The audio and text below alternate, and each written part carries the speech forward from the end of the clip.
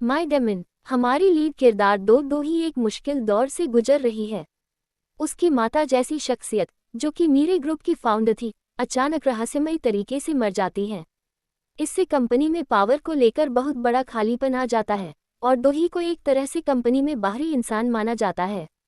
उसे बचपन में एक कार एक्सीडेंट के बाद गोद लिया गया था, लेकिन फिर भी उसे पूरी तरह से अपनाया नहीं गया। अब उसे अपनी जगह साबित करनी है, जो और भी चुनौतीपूर्ण हो जाता है।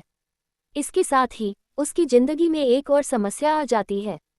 एक बिजनेस मीटिंग के बाद उसकी मुलाकात होती है एक रहस्यमयी और बेहद हैंडसम लड़के जॉन गुवोन से।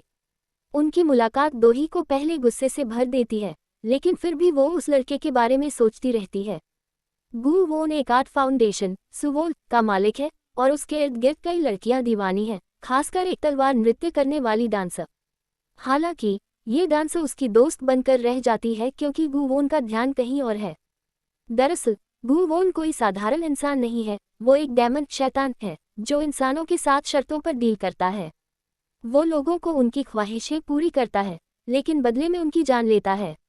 अगर गुवोन समय पर किसी के साथ डील नहीं करता तो वो खुद जलकर खाक हो सकता है। दोही की जिंदगी और उलझ जाती है जब एक अजनबी आदमी उसका पीछा करता है और उसे मारने की कोशिश करता है।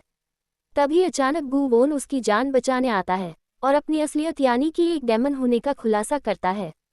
लेकिन इस दौरान एक और रहस्यमय चीज होती है। गुवोन का डेमन टैटू, जो उसकी शक्तियों का स्रोत है, किसी तरह दोही के शरीर में चला जाता है।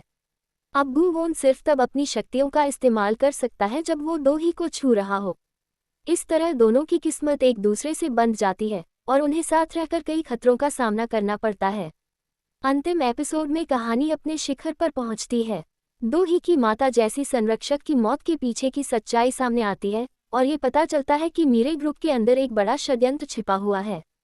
षड्यंत्र का मास्टरमाइंड कोई और नहीं, बल्कि एक ऐसा शख्स होता है जिस पर दोही को सबसे ज्यादा भरोसा था। इस खुलासे के बाद दोही को इस धोखे से निपटना पड़ता है और वो मीरे ग्रुप में अपनी जगह हासिल करने के लिए बड़ा कदम उठाती है।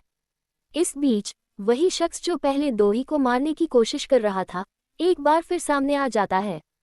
इस बार आखिरी और खतरनाक टकराव होता है।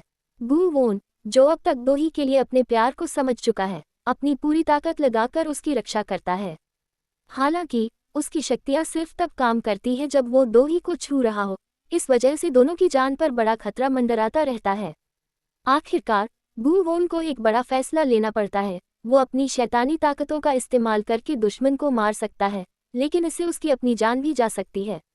लेकिन गुवोन दोही के लिए अपनी शैतानी ताकतों को त्याग देता है और इंसान बनने का फैसला करता है। दुश्मन को हराने के बाद दोही मीरे ग्रुप को संभाल लेती है और अपनी माता जैसी शख्सियत की विरासत को आगे बढ़ाती है। गुवोन अब इंसान बन चुका है, उसके साथ रहता है और दोनों एक नई जिंदगी की शुरुआत करते हैं। अंत बिटरस्वीट होता है क्योंकि गुवोन को अब एक इंसान के तौर पर नई जिंदगी जीनी है। हालांकि उसकी ताकतें चली गई हैं, लेकिन उसे अपनी इंसानियत और दोही के साथ अपने प्यार में सुकून मिलता है। अंतिम सीन में दोनों एक साथ भविष्य की ओर देखते हैं, जो उनके लिए एक नई शुरुआत का प्रतीक है।